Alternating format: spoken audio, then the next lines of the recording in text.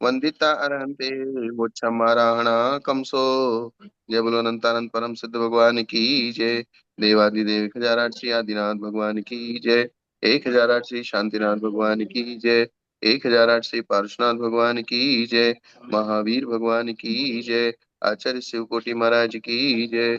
आचार्य श्री कुंतु सागर जी, कनक नंदी जी, पदम नंदी जी गुरुदेव की जय। जिनवाणी माता की जय। श्रीमद जैन धर्म की जय। शाश्वत तीर्थराज विराजमान आचार्य गुरु श्री वैराग्यनंद जी महामनिराज सत्संग की जय। गुरुदेव आपके श्री चरण में हम सभी स्वाध्यायी त्रियोग शुद्धि पूर्वक बारंबार नमोस्तु करते हुए आपसे विनती करते हैं। हम सबका रत्नत्रय उज्जवल हो, हम सबकी समाधि सुफल हो, इसके लिए हमें देशना दीजिए भगवान। नमोस्तु नमोस्तु नमोस्तु। कौन सा पेज नंबर है? गाथा क्रमांक 70 चलेगी। 108 नंबर पृष्ठ। एक गाथा नंबर, पेज नंबर 108। 108 और 70 नंबर गाथा। ठीक है। और बाहिब उनका दुप कथन एक सज्ज। एक एक एक का कथन शुरू हो जाएगा डिटेल्स में। हाँ। अब जो यहाँ पे उनमें से अरय नाम का कथन करने के लिए आगे की गाथा के द्वारा कहते हैं। जो 40 अधिकार थे, 40 अधिकार में सबसे पहला अधिकार है अरय। अरय का मतलब योग्य, अर्थात समाधि धारण करने के योग्य कौन है। अर्थात समाधि किसको लेना, किसकी योग्यता है समाधि धारण करने के लिए, उस चीज को यहाँ पे बताया जा रहा है। बाहिव दुप सज्जा चराये सामान्य जोक गहाणी करी। ऊसगावा देवीये मानुष तेरी छया जसे। अब यह बता रहे हैं, जिसके दुष्प्रसाध्य व्याधि हो। क्या है पंडित जी? दुष्प्रसाध्य व्याधि, कोई ऐसा रोग या व्याधि जो हाँ, दुष्प्रसाध्य है, अर्थात बड़े यही कष्ट से। यही दुष्प्रसाध्य शब्द रतनकण श्रावकाचार में उपसर्गे दुर्भिक्षे जरसी रुजायाम च निप्रतिकार है। वहां निप्रतिकार शब्द दिया। जी। निष्प्रतिकार, वहां शब्द क्या दिया? निष्प्रतिकार। और यहाँ शब्द क्या दिया? दुष्प्रसाद्य। दुष्प्रसाद। तो दुष्प्रसाद्य का हो चाहे निष्प्रतिकार का हो, ये दोनों एक ही चीज है। जी। अर्थात जो आसानी से साध्य नहीं है या साध्य ही नहीं है, या जिसका कोई प्रतिकार नहीं है, अथवा अगर उसका प्रतिकार है भी तो वो प्रतिकार असंयम की बहुलता लाने वाला है। हाँ, ये भी मतलब अर्थ उसमें हो जाएगा कि या तो है ही हाँ, नहीं है, या फिर ऐसा है कि जिसका पालन नहीं किया जा सकता, असंयम की बहुलता होगी। असंयम की बहुलता होगी, यानी कि आपको जो है हॉस्पिटल में भर्ती करना पड़ेगा, या आईसीयू में भर्ती करना पड़ेगा, या फिर जो है नाना प्रकार के रात दिन खाना पड़ेगा, इंजेक्शन लगाना पड़ेगा, मतलब बहुत बहुत बहुत कुछ कुछ ये सब करना पड़ेगा, तब जाके वो व्याधि किसी अपेक्षा से ठीक हो सकती है। जी। तो वो दुष्प्रसाद्य हो गई। अथवा श्रामण्य के संबंध को हानि पहुंचाने वाली वृद्धावस्था। ऐसी वृद्धावस्था के निकट हम पहुंच चुके हैं, अब आंखों से दिखता भी नहीं है, इरिया समिति नहीं पलती है, ऐसा यानी कि उठना बैठना, सामायिक आवश्यक आदि क्रियाएं करना, स्वाध्याय आदि करना, वंदना प्रतिक्रमण सामायिक आदि करना, वो सब जो है बहुत मुश्किल हो गया है। अथवा देवकृत मनुष्यकृत और तिर्यंचकृत उपसर्ग हो। कोई देव आपके ऊपर, जैसे किसी के देव आके उपसर्ग करता है, या मनुष्य उपसर्ग करता है, और उससे बचने का कोई उपाय नहीं है। नहीं है, उसमें निष्प्रतीकार लगा लेने का सबके साथ। इसलिए समंत्र भद्राचार्य ने उपसर्गे निष्प्रतीकारे, दुर्भिक्षे निष्प्रतीकारे, जी। जरसी निष्प्रतीकारे, और रुजायाम निष्प्रतीकारे, इन चारों के साथ निष्प्रतीकार विशेषण दिया है। जी। वह भक्त प्रत्याख्यान करने के योग्य है। किसके योग्य है? भक्त प्रत्याख्यान। भक्त प्रत्याख्यान कर लेना चाहिए उसको। गुरुदेव, यहाँ पर चौथा उपसर्ग जो अचेतन है उसको उपलक्षण से लेना है। हाँ, उपलक्षण से ले लीजिए, कोई दिक्कत नहीं। मतलब भूकंप हो गया, आधी आ रही है, इस प्रकार के अगर कुछ हो। हाँ, ठीक। कोई बात नहीं। वो तो जैसे भूकंप हो गया, आप जमीन के अंदर दब गए और पूरा ऊपर से टीला लग गया, या बाढ़ आ गई, आप बह गए, अब क्या करना? जी। दुष्प्रसाद्य व्याधि हो, अर्थात बड़े कष्ट से संयम के समूह का घात करके जिसका इलाज संभव हो, है ना। जी अर्थात इलाज संभव है, लेकिन बहुत मेहनत करनी पड़ेगी, बहुत कष्ट करना पड़ेगा, और उसमें भी आपके संयम के समूह का घात करना पड़ेगा, तब जाके आपका वो इलाज होगा। अर्थात ऐसे को भक्त प्रत्याख्यान करके अपने शरीर को छोड़ देना चाहिए। जी क्या? जी जी, ऐसे ऐसे प्रसंग में एक पात्रता बताई उन्होंने, यह योग्यता बताई कि ऐसा अगर है तो आपको भक्त प्रत्याख्यान विधि से आप समाधि कर सकते हो। हाँ, इसलिए भक्त प्रत्याख्यान के करने के योग्य कौन है, इसका निर्णय भी गुरु से ही करवाएं। जी जी जैसे समंत भद्राचार्य को भस्मक व्याधि हुई, उन्होंने गुरु से भक्त प्रत्याख्यान करने की आज्ञा मांगी, गुरु ने मना कर दिया। जैसे पूज्यपाद आचार्य की आंखों की दृष्टि चली गई, उन्होंने भक्त प्रत्याख्यान मांगा, लेकिन गुरु ने मना कर दिया। अब इसमें सिर्फ और सिर्फ आप सेपरेट निर्णय ना लें। क्योंकि क्या?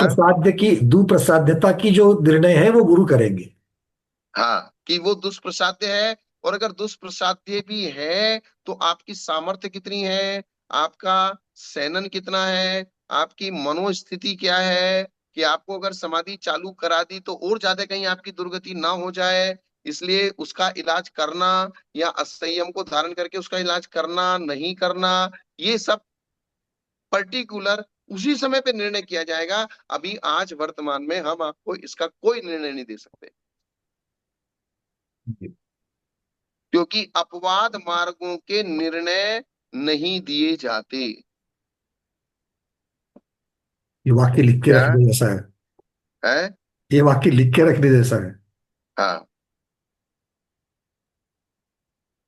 अपवाद मार्गों के निर्णय हम आज बोले, मैं जैसे कोई बहुत सारे लोग पूछ लेते हैं, मुझे अगर रात में खाना पड़े तो उसका उसका उसका मैं क्या करूं, प्रायश्चित लूं, मुझे अगर हॉस्पिटल में भर्ती हो जाना पड़े तब क्या करूं। तो जब हॉस्पिटल में भर्ती हो जाओगे और जब आपको रात में खाना पड़ेगा, उसके बाद आपका प्रायश्चित होगा, उसके बाद मुझे आगे बताना। तब मैं पूछूंगा कि आपकी स्थिति क्या थी और आपने क्यों किया ऐसा। जी। उसको मैं आज नहीं बता सकता। कोई कोई पूछे कि हमको हमारे साथ अगर ऐसा हो जाए तो हम क्या कर लें। बहुल पे इसी प्रकार की जिज्ञासा की रहती है। हाँ, इसलिए मैं बता रहा हूं कि अपवाद मार्गों को अपनाने, अपवाद मार्गों का उपदेश नहीं दिया जाता, अपवाद मार्गों को बताया नहीं जाता, अपवाद मार्गों के लिए न हाँ है न ना है। क्या? जी जी। ना उसका प्रधानता से उपदेश भी दिया जाएगा, ना ही उसके बारे में निर्णय, और ना ही उसके हाँ या ना, मतलब उसकी हामी भी नहीं भरी जाएगी और उसका निषेध भी नहीं किया जाएगा। हाँ, सर्वथा उसका ना भी नहीं किया जाएगा और सर्वथा उसको हाँ भी नहीं किया जाएगा। उपदेश हमारे हमेशा राजमार्ग का ही होता है, और अपवाद मार्ग सारे गुरु के पास सुरक्षित है। हाँ मतलब है, किंतु गुरु निर्णय करेंगे उसका। हाँ, लेकिन वे अपवाद मार्गों का निर्णय करने के लिए, उन अपवाद मार्गों पे चलने के लिए गुरु का ही निर्णय काम आएगा।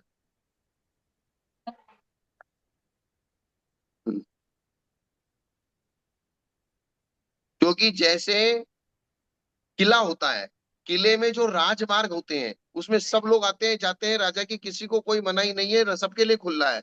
लेकिन जब आपत्ति आती है, उसके अंदर जो गुप्त सुरंग होती है या जो गुप्त मार्ग होता है, जब उस गुप्त मार्ग का प्रकाशन किया, वो प्रकाशन कभी भी जिंदगी में होता नहीं है। वो सिर्फ तभी खुलता है जब आवश्यकता होती है। बाकी किसी को भी उस अपवाद मार्ग का, उस गुप्त मार्ग का पता नहीं है। प्रसंग आने पर ही वो उसका उपयोग होगा। उसका उपयोग होगा। इसी प्रकार से सारे अपवाद मार्गों को जानने वाले आचार्य होते हैं। कौन होते हैं? आचार्य भगवान। हाँ, और वो सारे अपवाद मार्ग कथनचित बहुत सारे प्रायश्चित ग्रंथों में होते हैं। जी। किसमें होते हैं? प्रायश्चित ग्रंथ मतलब उसी की व्यवस्था, सारी व्यवस्था प्रायश्चित ग्रंथ में बताई गई है। हाँ, तो मतलब प्रायश्चित ग्रंथों में होते हैं, उनके अभिप्राय से होते हैं, वे जानते हैं कि किस दोष का क्या प्रायश्चित है और कौन सा बड़ा है कौन सा छोटा है। सामान्य लोगों को सबको तो यही बता के रखा जाता है कि चाहे छोटा हो चाहे मध्यम हो चाहे बड़ा हो, दोष इज दोष। हम्म। क्या? बड़ा ये हो बहुत छोटा गंभीर हो, दोष चर्चा तो है। दोष होता है। दोष दोष होता है और आपको दोष नहीं करना है, बात खत्म। ये प्रधान मार्ग इसका उपदेश है। ये उपदेश है। लेकिन जब कोई आपत्ति आ रही है तो उसमें हम फिर ये सोचते हैं कि ये दोष थोड़ा वाला दोष है और इसको अगर कर लिया जाएगा तो हम आगे बड़े दोष से बच जाएंगे, तो फिर वे छोटे वाले दोष को करने की परमिशन दे देते हैं। जी।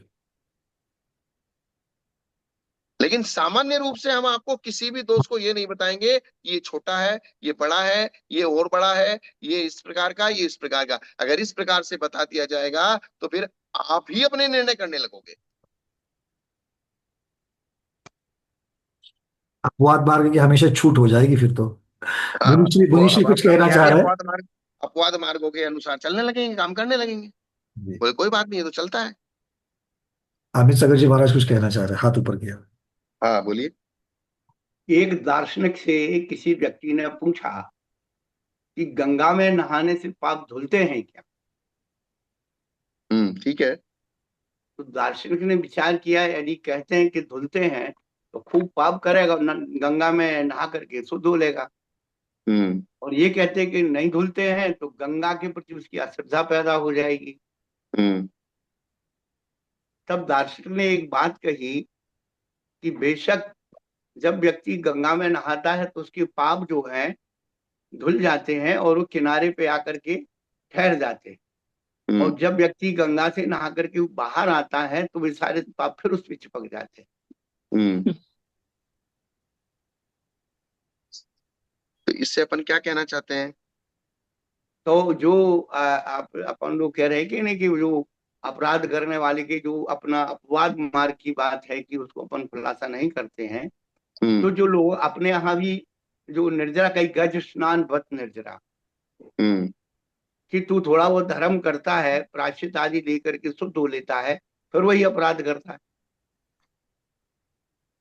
हम्म। एक एक एक व्यक्ति ने वकील से पूछा कि हम किसी का मर्डर कर दे तो कौन सी धारा लगेगी? तो उसने हम्म। कहा कि भाई ऐसे नहीं बताते, तुम पहले मर्डर करके आओ उसके बाद बताएंगे।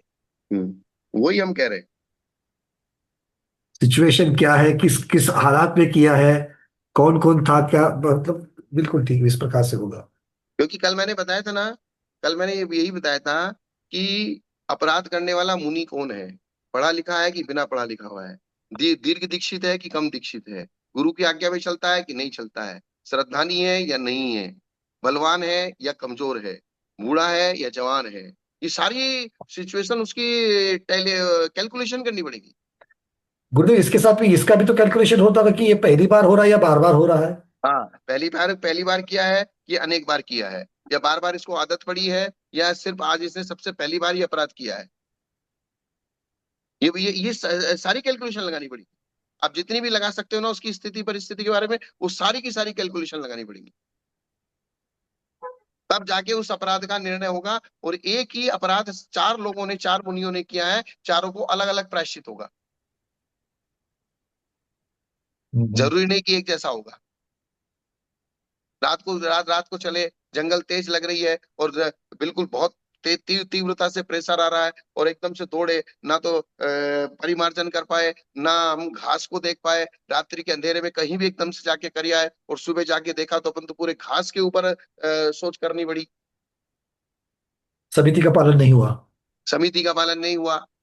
लेकिन वो उसकी परिस्थिति, और एक सामान्य रूप से ही उठा और जाके घास पे सोच कर ही आया। जी।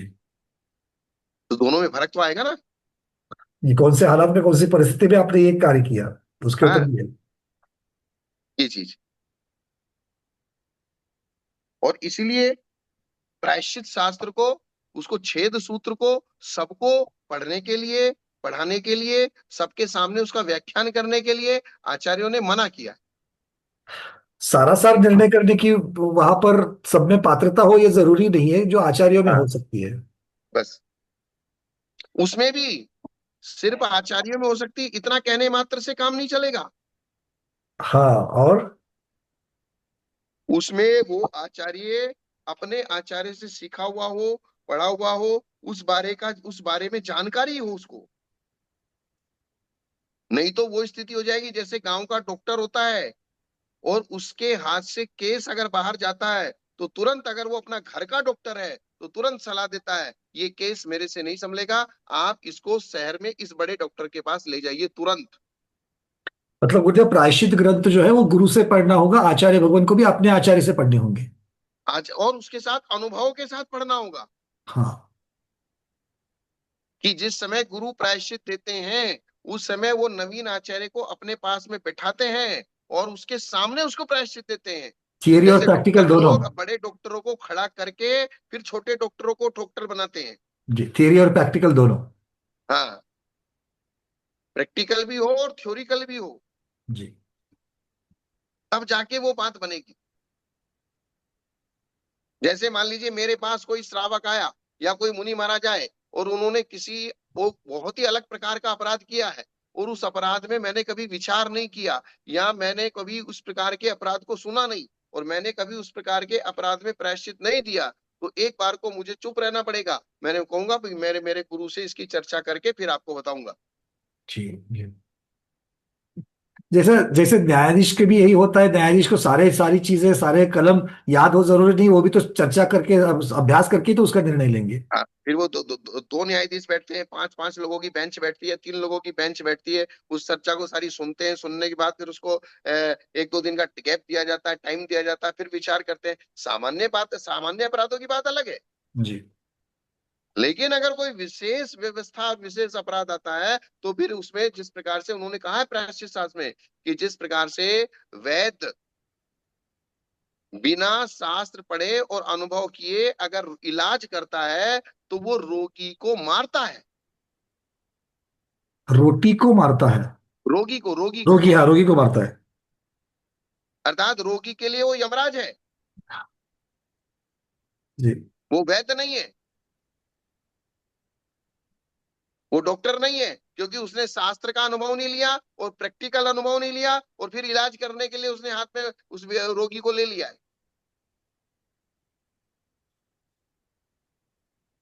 तो ज्योतिष गणना का, आरोग्य शास्त्र का और उसी प्रकार से प्रायश्चित शास्त्र का, अपराध सूत्रों का बिना शास्त्र जाने जो उसका निवारण करता है वो सामने वाले के लिए यमराज के समान है।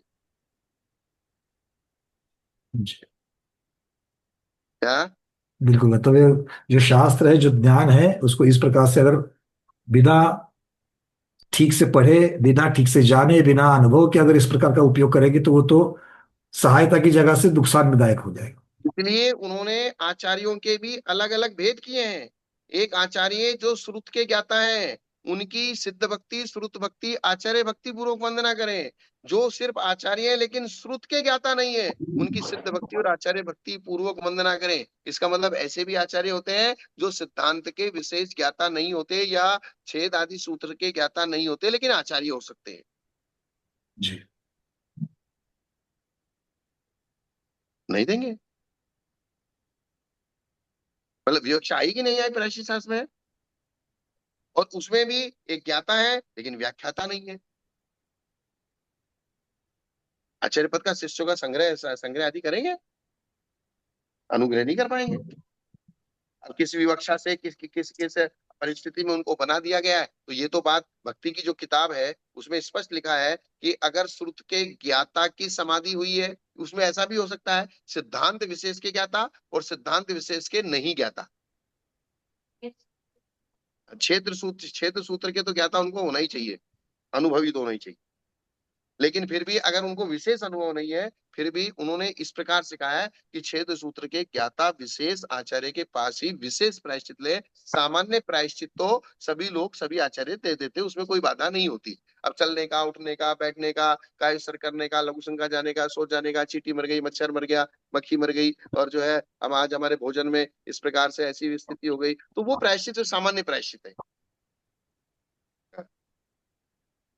दैनिक चर्या के जो प्रायश्चित हैं उनको देने में बाधा नहीं है। क्या पंडित जी? मुझे विशेष की बात हो जाएगी वहां पर, विशेष का तो विशेष ही लगेगा। हाँ, विशेष की अगर बात हो जाएगी तो फिर विशेष को ही ढूंढना पड़ेगा। जैसे सामान्य जनरल फिजिशियन है, वो सारी रोग का इलाज करता है, नाक का भी करता है, आंख का भी करता है, होठ का भी करता है, पेट का भी करता है, सारी रोगों का इलाज करता है। जी। और एक्सपर्ट है तो एक्सपर्ट ही उसी के ऊपर होगा। हाँ, फिर आप आंखों आंखों का अब आंखों में दर्द हो रहा है, जनरल फिजिशियन के पास जाओगे, ड्रॉप दे देगा, आंखों का दर्द ठीक हो जाएगा। लेकिन आंखों का ऑपरेशन करना होगा तो फिर वो उसके स्पेशलिस्ट के पास जाना पड़ेगा। तो ये बहुत सारी चीजें हैं। इसलिए किसी को भी किसी भी चीज को करने से पहले जिन धर्म की 100 बार सोचना चाहिए। इतनी सुंदर बातें हैं गुरुदेव, ये सिर्फ सामने ग्रंथ आने से और पढ़ना पढ़ना लिखना जानते हो, इसलिए हाँ, पढ़ लेने से आपको अथॉरिटी नहीं मिलती है, ये बहुत बड़ी बात है। हाँ। इसलिए मैं कहता हूं हम लोग अभी सिर्फ चर्चा में हैं। जी। ना मैं आपको पढ़ा रहा हूं, ना आप मुझे पढ़ा रहे हो, डिस्कशन में चल रहे हैं। डिस्कशन करते करते हाँ ये कह सकते हैं कि आपके अनुभव की अपेक्षा मेरा अनुभव ज्यादा है, वही महत्वपूर्ण है, उसकी अपेक्षा से चर्चा और भी अच्छी हो सकती है, पर और इसीलिए अच्छी हो तो सकती है। ये। और हो सकता है पढ़ते पढ़ते कोई क्या होता है, विवक्षाएं बहुत सारी हैं। कभी कभी बहुत बड़े ज्ञानी के अंदर भी उस विवक्षा के ऊपर ध्यान नहीं गया, अचानक आपका उस विवक्षा के ऊपर ध्यान चला गया। जी। गुरुदेव ये बात अभी आपने जो प्रायश्चित वगैरह की जो कही ना, ये मतलब इस प्रकार से होता है क्योंकि हम लोग जुड़े हुए हैं स्वाध्यायी उनसे। तो बहुत बार होता है कि लोग प्रश्न पूछते हैं डायरेक्ट, क्योंकि उनको सिर्फ गुरु से डायरेक्टली कांटेक्ट नहीं होता बहुत बार। तो फोन हम्म। करके पूछते हैं, भैया ऐसा ऐसा हो गया तो क्या करें, तो हम उनको सीधा बताते हैं ये तो अधिकार गुरुओं का है, आप गुरु को ही पूछना पड़ेगा, तब तक मन शांति के लिए नमोकार महामंत्र की माला फेरो। यहाँ हाँ, क्योंकि अगर हम ये बताना शुरू कर देंगे, या फिर बहुत बार देखा भी गया है कि लोग बताना शुरू करते हैं, अच्छा ऐसा किया है तो फिर ये कर दो, ये हुआ है ये माला फेर दो, अरे ये तो आचार्यों का अधिकार है, आचार्यों के अधिकार उनके पास ही ये व्यवस्था बननी चाहिए। हर कोई उठ करके या ये कुछ किताबें पढ़ करके इस प्रकार का उत्तर नहीं दे सकते। कर्नाटक में, महाराष्ट्र में ग्रस्ताचार्य की व्यवस्था है। जी जी जी, गृहस्थ आचार्य भी होते हैं। एक ग्रस्ताचार्य भी होता है जो ग्रस्तों की सारी विधियों को संपन्न करते हैं, जी अर्थात उनके गर्भ संस्कार आदि करते हैं, उनको सारी उनके मकान वकान का संस्कार करते हैं, वास्तु पूजा करते हैं, उनके जो है घर में संतान संतति पैदा होती है उसकी जो क्रियाएं करनी रहती है, अब वे मुनि महाराज तो नहीं कर सकते। जी तो उन क्रियाओं के लिए एक शास्त्रों में व्यवस्था ही ग्रस्ताचार्य। जी। तो ग्रस्ताचार्य भी बहुत संयमी होते हैं, व्यवस्थित होते हैं, व्रती आदि होते हैं, और वे भी इस प्रकार से ग्रस्तों के योग्य उनको मार्गदर्शन करते हैं। मतलब ये आगम में इस प्रकार की बात, उसके लिए भी पात्रता और जिस प्रकार की विधि, हाँ, ये सब चीजें हाँ, महत्वपूर्ण है। बस बस बस वही। मतलब सिर्फ पढ़ने मात्र से कोई चीज नहीं होगी, उसको आगम नहीं। मुक्त विधि से ही उसको स्थापित करना हाँ। पड़ेगा। और इसलिए हम वो व्यवस्था भी अब धीरे धीरे खत्म होती जा रही है, इसलिए वो अधिकार भी हम अभी आप लोगों को नहीं दे सकते। मतलब आगम में जब जब यहाँ पर जब गुरु विद्यमान हो तो गुरु के पास ही होना चाहिए। बस। ये बात हाँ, वही है कि ये सिर्फ सिर्फ पढ़ने लिखने की बात नहीं है, तो उसके साथ साथ में अनुभव, क्योंकि यहाँ पर इसमें गृहस्थ में।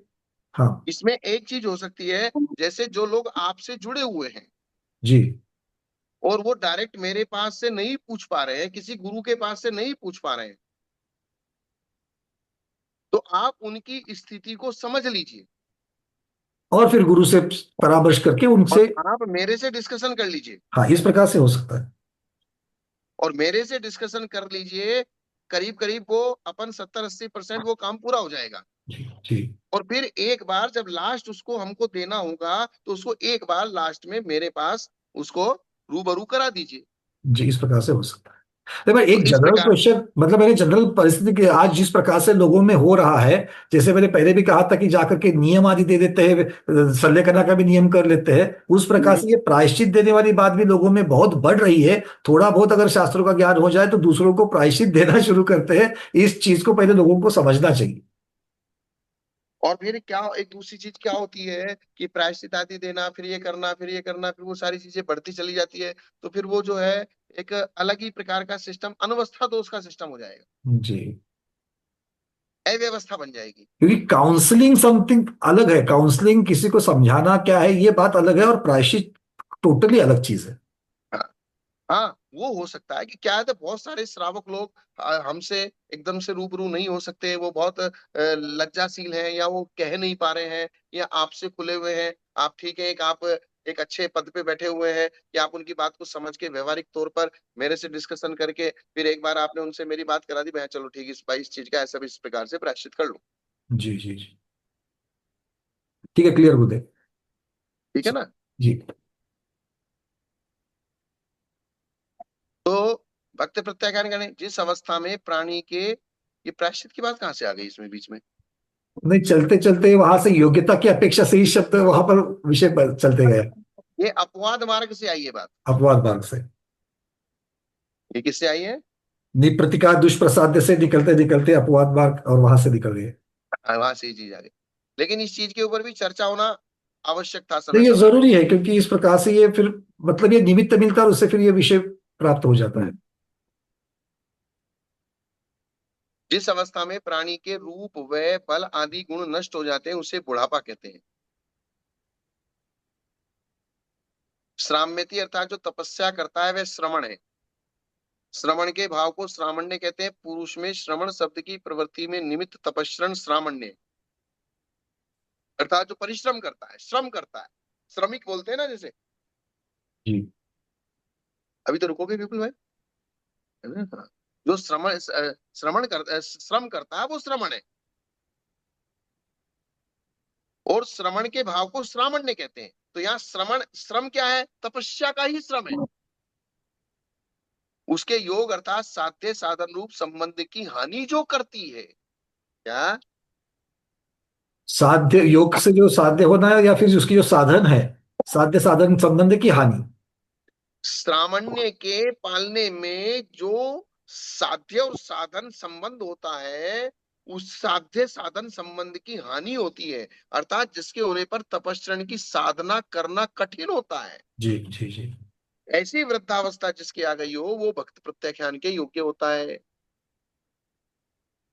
और मैंने ये समाधियों में देखा है, अगर व्यवस्थित तरीके से त्याग आदि करके समाधि की जाए तो बहुत आसान तरीके से भी हो जाती है। जैसा हमारे आचार्यों ने निर्देश दिया है, उस सिस्टम से अगर हम धीरे धीरे धीरे धीरे चलते, त्याग करते हुए शरीर को क्रश करें, तो बहुत आसानी से शरीर को हम छोड़ सकते हैं।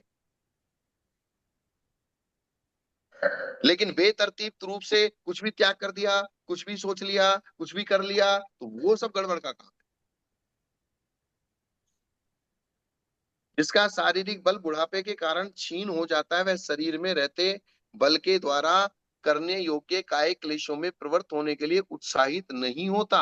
अथवा जिसका मन सम है वह समण है, और समण का भाव सामान्य है।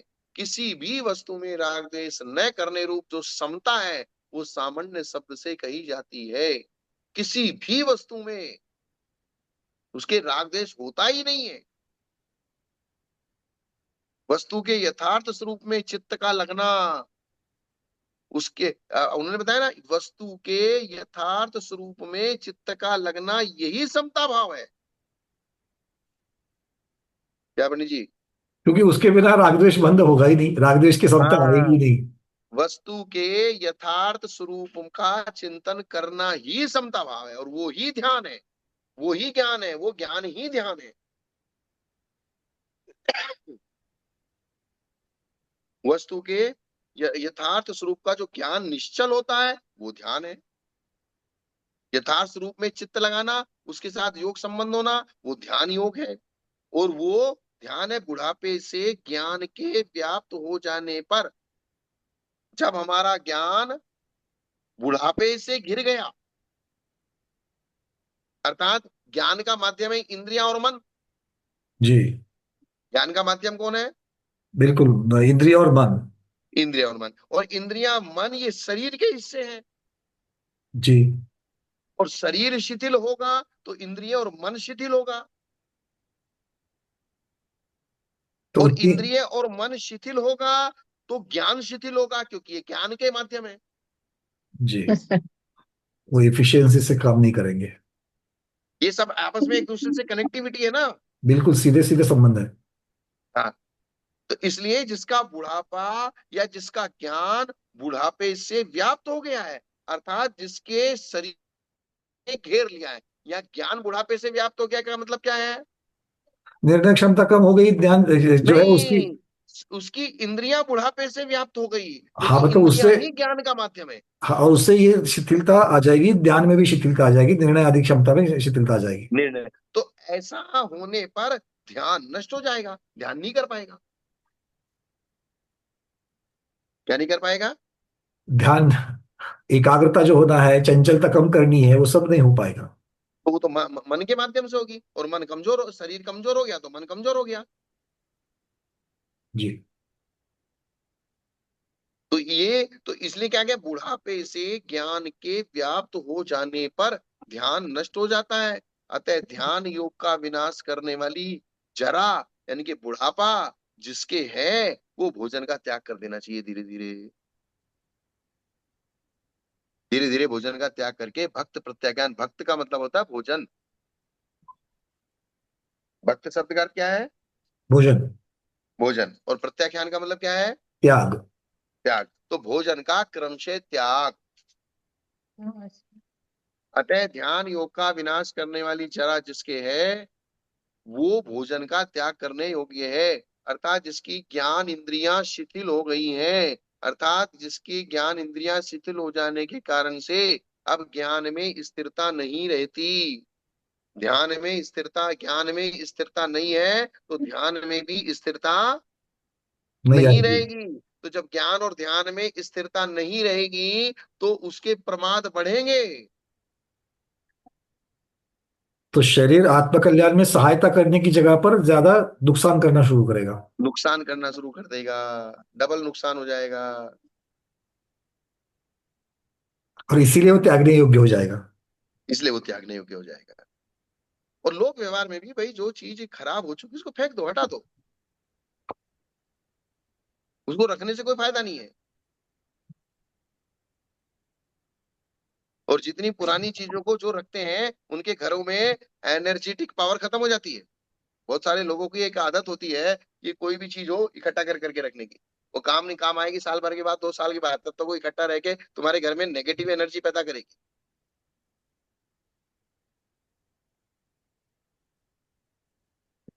इसलिए वो शरीर काम का नहीं बचा, उसको हटा देने का। और निर्जरा के इच्छुक जिससे युक्त है वह योग अर्थात तप है। योग शब्द कायक्लेश नामक तप में रूढ़ है। वही यहाँ योग शब्द से लिया गया है, क्योंकि आदावणादि जोग धारिनो अणगारा, इस कथन से आतापन आदि तप को धारण करने वाले ऐसा अर्थ प्रतीत होता है। अर्थात अब उनके आतापन आदि योग धारण करने की भी सामर्थ्य खत्म हो गई। अरे भाई, 5 साल ज्यादा जिएंगे, 5 साल कम जिएंगे, 2 साल कम जिएंगे, 2 साल ज्यादा जिएंगे, उससे क्या फर्क पड़ रहा है? लेकिन ये निर्णय तो आपको समझना ही पड़ेगा कि बोले अब काम का नहीं बचा, आपकी आत्मा खुद कह देगी। अब तक शब्द सुने थे गुरुदेव, ये आतापन योग, वृक्षमूल योग, तो ये योग शब्द जो कितना से तप की अपेक्षा से आया है, ये आप पता चल रहा है।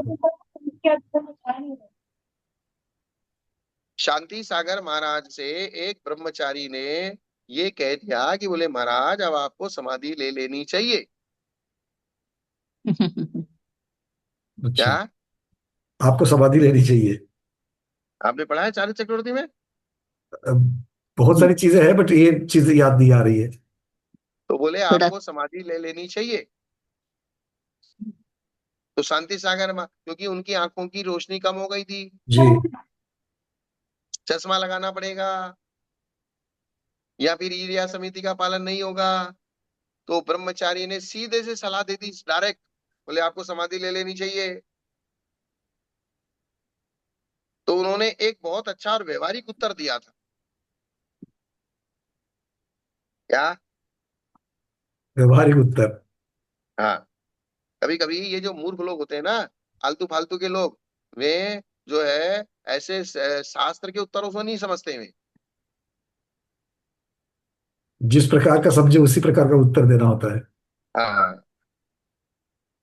जैसे शांति सागर महाराज ने सुमेर चंद दिवाकर को उत्तर दिया था, बोले तू पंडित है, शास्त्र की गद्दी पे बैठता है और परंपरा की बात करता है। जी। तो शास्त्र की गद्दी पे बैठने वाला अगर परंपरा की बात करेगा तो फिर शास्त्र की बात कौन करेगा? इसका मतलब तुझे शास्त्र की गद्दी पे बैठने का अधिकार नहीं है। शास्त्र की गद्दी पे बैठने का उसी को अधिकार है जो शास्त्र की बात करे, और शास्त्र की गद्दी पे बैठ के जो परंपराओं की बात करे, वो शास्त्र की गद्दी पे बैठने का अधिकारी नहीं है। नहीं। ऐसे जो पुराने लोग होते थे ना, उनकी व्यवहारिक बुद्धि बहुत चतुर होते थे। जैसे दिगंबर और श्वेतांबर 2500वां निर्वाण उत्सव दिल्ली में हुआ, तब धर्म सागर जी महाराज ने एक चर्चा आई कि भाई सब जैन जैन सब एक हो जाओ, दिगंबर श्वेतांबर। तो धर्म सागर महाराज ने बड़े सीधे तरीके से कहा कि बोले ना तो ये कपड़े पहन उतार सकते और ना हम कपड़े पहन सकते, तो एक हो कहां से जाएंगे? कैसे खाली होगी बातें जी। करते रहो। ये बात आपने बड़ी बात से सुनी है। तो सन 2500वां निर्वाण उत्सव सन 1974 में मनाया गया था। हाँ, मुझे लगता है देश भूषण में महाराज भी तब उसके उस समय में आए थे।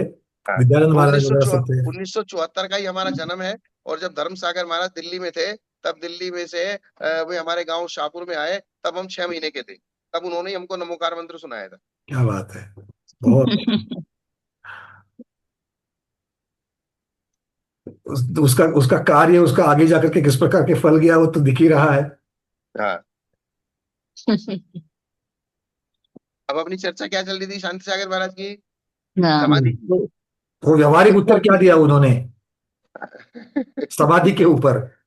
क्योंकि ये शांति बहुत सागर महत्वपूर्ण बात आ गई यहाँ पर कि उपकरण। बताइए गुरुदेव। शांति सागर महाराज ने एक ही बात बताई कि बोले मैंने जिंदगी में कभी किसी का अहित नहीं चाहा, कभी किसी के साथ बुरा नहीं किया, कभी किसी के साथ अन्याय नहीं किया। क्योंकि गृहस्थ में भी जब वो भोज में रहते थे, दुकान पे बैठे रहते थे, या खेतों में उनके कहते पशु पक्षी पक्षी भी आते थे, अनाज खाते थे, वो उनको उड़ाते नहीं थे, जी वो गुलेल से नहीं मारते थे। गुलेल आदि से नहीं मारते थे, उनको भगाते नहीं थे, फिर भी उनके खेत में जाते धान्य पैदा होता था। जी। सबकी अपनी अपनी किस्मत का पैदा होता है। हाँ यही कहा उन्होंने। और ऐसा तो हमने प्रैक्टिकल देखा है। आज भी एक गांव में जब हमारा चातुर्मास हुआ, तो चातुर्मास के लास्ट में उस व्यक्ति ने बताया कि बोले हमारी ये भैंस जितना दूध देती थी, उससे इसने पूरे चातुर्मास 2 लीटर दूध ज्यादा दिया, और जैसे ही महाराज का बिहार हुआ, उसने फिर वापस उतना ही दूध देना चालू किया। इस प्रकार की चीजें होती है। क्या? ये तो प्रैक्टिकल हमने हमारी उस श्रावक ने बहुत 4 महीने में बिहार हो गया तब उसने बताया ये चीज। क्योंकि उसके पहले से कैसे बताएगा? जब हम आए तो धीरे धीरे उसने अपना दूध बढ़ा दिया, और जब हम बिहार कर गए तो उसने दूध अपने आप कम कर दिया। हम्म। तो साधुओं के पुण्य के हिस्से का उनको अपने मिल जाएगा। तो बोले मैंने आज तक ना तो किसी के साथ अन्याय किया, ना मैंने किसी के साथ बुरा किया, न मैंने किसी के साथ अनीति की, और मैंने अपनी आत्मा से संतुष्ट हूँ। मेरी आत्मा में जब मेरी समाधि होनी होगी, निश्चित रूप से मेरी आत्मा मुझे इंगित कर देगी कि अब तू समाधि ले ले, मुझे तेरी सलाह की जरूरत नहीं है। क्या? सलाह की जरूरत नहीं, मेरी आत्मा स्वयं मुझे संकेत कर देगी कब होनी है संकेत समाधि। कर दे, क्योंकि उनकी आत्माएं उनको संकेत करती है।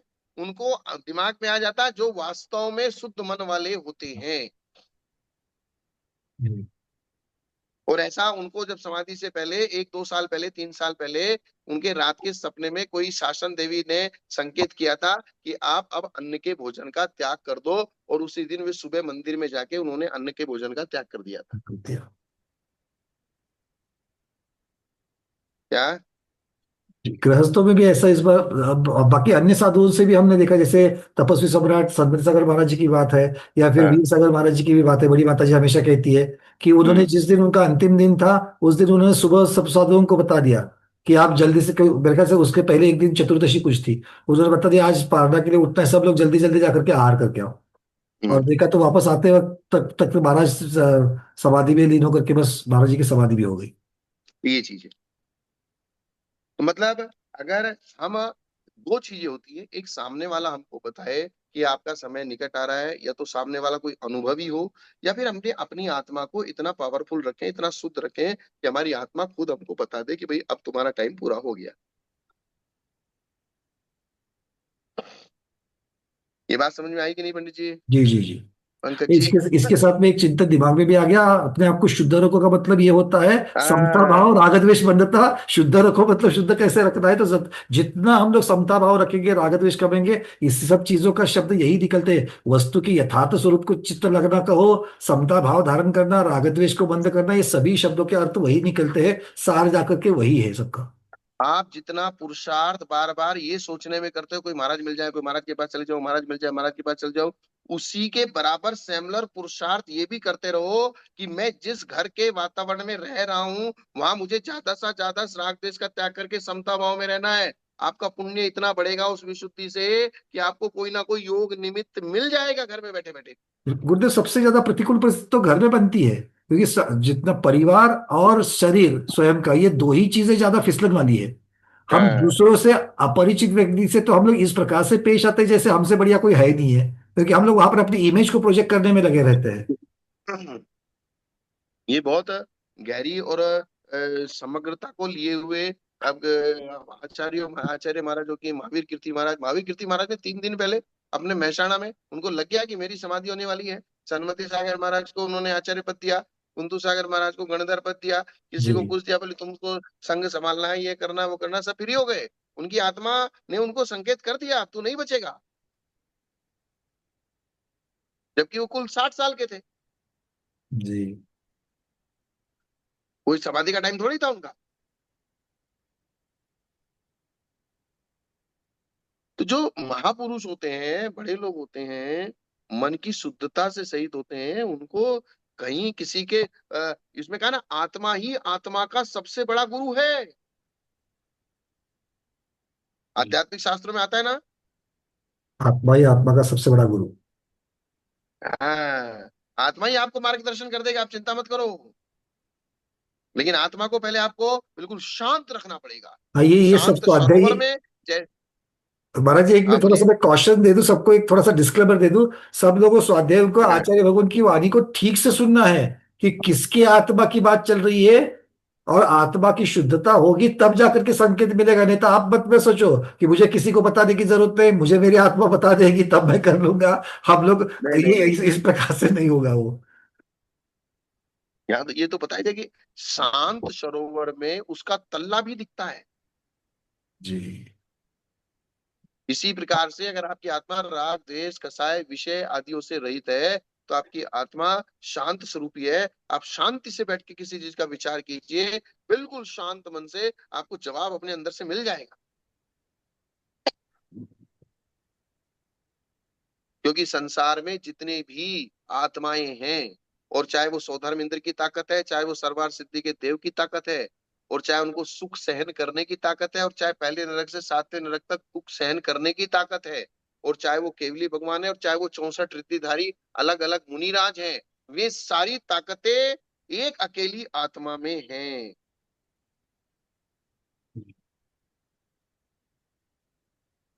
वही आत्मा सर्वार्थ सिद्धि का देव बनती है, वही आत्मा सौधर्म स्वर्ग का देव बनती है, वही आत्मा 7वें नरक में जाती है, वही आत्मा पहले नरक में जाती है, वही आत्मा भोगभूमि में जाती है, वही आत्मा वैज्ञानिक है, वही आत्मा दुनिया भर के, ये आज जितनी भी तुमको व्यवस्थाएं दिख रही हैं, सारी की सारी सुविधाएं एक ही आत्मा में।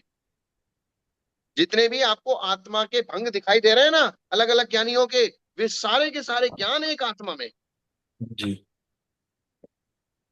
आप समझ रहे हैं मैं क्या बोलना चाहता हूँ?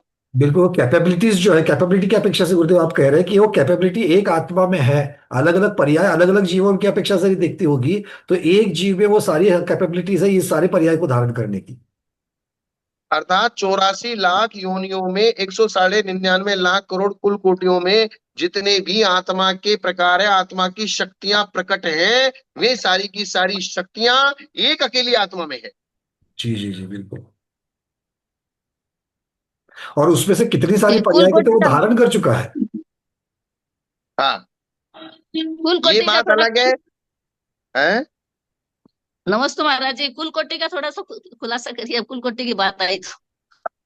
पंडित जी जरा बताओ कुलकोटि क्या होती है, आपसे पूछूं पहले। गोमटसार जीवकांड में कुलकोटि की अपेक्षा जब जीव समास प्रवृत्तना में आता है, तो जैसे योनि होती है, योनि तो जन्म लेने की अपेक्षा जो योनि का वर्णन होता है, कुलकोटि वो है कि जो पुद्गल परमाणुओं से हमारा शरीर बनता है।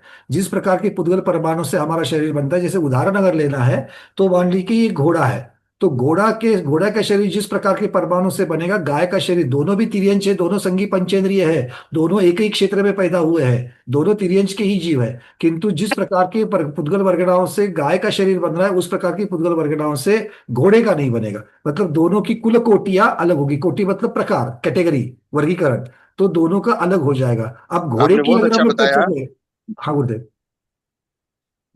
बहुत अच्छा बताया आपने, यही बात है। इसको थोड़ा सा इस प्रकार से समझे कि योनियां 84 लाख हैं, 84 लाख योनियां यानी कि उत्पत्ति के प्रकार हैं। जी। और उन 84 लाख योनियों में जितने प्रकार के शरीर पैदा होते हैं वे कुल कोटियां हैं। जी। क्या? उन जन्म की अपेक्षा से जो योनियां बताई गई है, उसमें से जो शरीर पैदा होते हैं, उन शरीरों के अलग अलग वर्गीकरण, अलग अलग प्रकार जो है, वो कुल कोटियां है। वो कुल कोटियां है, शरीरों के जो वर्गीकरण है। जी। शरीरों के जो वर्गीकरण, जैसे एक इंद्रिय भी है, एक इंद्रिय में पृथ्वी का है कि 36, पृथ्वी 36 प्रकार की होती है। वनस्पति का है अलग अलग, ये लाल फूल है, ये पीला फूल है, ये हरा फूल है, ये नीला फूल है, ये गुलाबी फूल है। अलग ऐसे अलग अलग अलग रियंजों में, जैसे आपने बताया गधा है, घोड़ा है, ये है। मनुष्यों में भी एक केरल का मनुष्य है, एक तिब्बती का मनुष्य है, एक चाइना चाइना का मनुष्य है, एक जो है नेपाल का है, एक उत्तर भारत का है, एक दक्षिण भारत का है। दो सगे भाइयों की भी कुल कोटि अलग हो सकती है, क्योंकि जिस प्रकार के वर्ण से, जिस प्रकार के रस से एक का शरीर बना है, दूसरे का अलग प्रकार से बना है, तो वो भी कुल कोटि हो जाएगी। हाँ, नहीं तो फिर योनि तो, जैसे मनुष्य की योनियां कितनी है? 14 लाख, 14 कोई लाख, बता पाएगा भैया? चौदह सारे लाख प्रश्न। और मनुष्य की कुल कोटियां कितनी है? 14 लाख ही है, मनुष्य की कुल कोटियां कितनी है? कौन बताएगा उत्तर? 14 लाख ही, करोड़ में है कि कैसे है? 14 लाख है मीना ना। मीना का दीदी, हाँ बताइए बताइए। मीना दीदी बताइए। वैसे 4 लाख। स्मिता दोषी दीदी। 14 लाख भैया।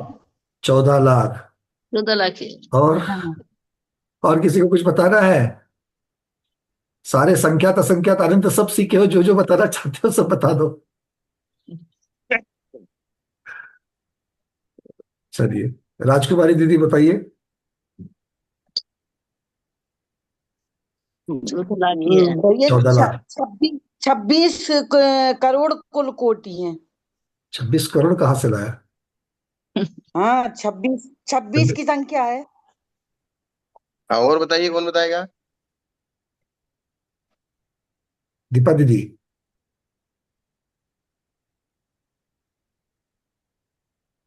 मनुष्य की 14 लाख कोटियां है, और याद में है बल्कि बोलते हैं प्रत्येक वनस्पति की 10 लाख है। हम्म। और कौन बताएगा? और किसी को? हाँ, सुनीता बज दीदी। कई शास्त्रों में 14 लाख है, कई शास्त्रों में 12.5 लाख भी बताई हुई है। चलिए, और कौन बताएगा? और यहाँ पर विजय थोड़िया दीदी, आपका भी हाइड्रेस है, बताइए। भाई साहब, मैंने वंदना करती हूँ। मैंने इसलिए नहीं हैंड रेज किया था, मैं तो आत्मा ही आत्मा का गुरु है, वो श्लोक मुझे याद आ गया था तो वो बताना चाह रही थी। अच्छा अच्छा अच्छा अच्छा। जी। ठीक है, चलो कोई बात नहीं। अब माइक खोला है तो बोल ही दो, चलो। बता उसका भी दे। सब श्रवण करेंगे। हाँ। स्वस्मिन् सद्भिलाषित्वा दभिष्ट ज्ञापकत्वतः स्वयं हित प्रयोक्तृत्वा दात्मैव गुरुरात्मनः। बहुत सुंदर। नमोस्तु आचार्य भगवान। बहुत बढ़िया। ये नमोस्तु विजया दीदी के, नमोस्तु हमारे नमोस्तु विजया दीदी भगवान। की ये स्पेशलिटी है ये। चलिए, और ये यहाँ पर मीनाक्षी दीदी बताइए।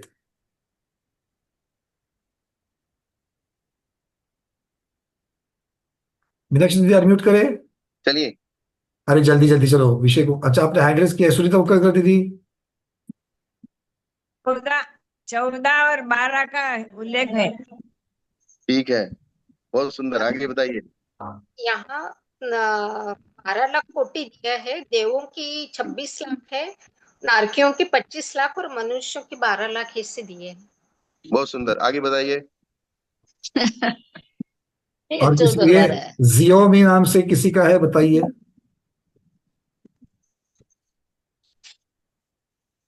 अनम्यूट किया है, देखिए। मनुष्य 12 लाख है। जियाओमी करके। नमस्कार जी। हाँ, बोलिए। हाँ, पूर्णिमा बोल रही। नमस्ते महाराज जी। गोमटसर जी कांड में 12.5 करोड़ बताइए, और अन्य शास्त्र में 14 लाख बताइए। 14 लाख, और दूसरा का एक 12.5 गोमट कितना?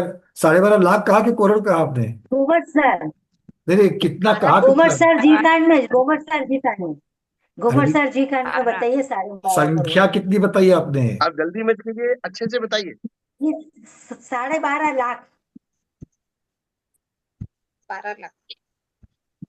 देखिए, चलिए, इसमें सिर्फ इतना सा बता तो सब ठीक रहे, 14 लाख 14 लाख 14 लाख, लेकिन इसमें 14 लाख करोड़ हैं वो। 14 लाख करोड़। करोड़ कोई नहीं बता रहा वो, जैसे अब नहीं तो योनी 14 लाख योनी। योनी कितनी है? कोटि कोटि 4 लाख। कोटि 14 लाख। 14 लाख मनुष्य की योनि 14 लाख है, और कुल कोटि भी आप 14 लाख ही बता रहे हैं, तो कुल कोटि 14 लाख करोड़ है, और योनि 14 लाख है। तो 14 लाख और 14 लाख करोड़ में कितना डिफरेंस हो गया? करोड़ हट जाएगा तो आप बताओ, करोड़ हट जाएगा तो अभी अभी आप सब संख्या गणित वहां नहीं पढ़ रहे हो। तो 14 लाख करोड़ तरीके के मनुष्य पैदा होंगे 14 लाख योनियों में। पीछे छो, पीछे दिल लगे मैं सब। 14 लाख योनियों में 14 लाख करोड़ तरीके के मनुष्य पैदा होंगे। जी। इसलिए यही। पंडित जी पंकज जी ने कहा कि एक ही माँ के 4 बेटे होते हुए भी 4 अलग अलग क्वालिटी के हो सकते हैं। आप गिनती कर लो। है क्या माता जी, समझ में? हाँ। गुरु के पास बैठते थे और हाँ, ये चीज है। गुरु। चलो ठीक है, सब लोग अपने अपने माइक जिनके खुले थे अब कृपया अपने निर्जला, अपने बंद करना।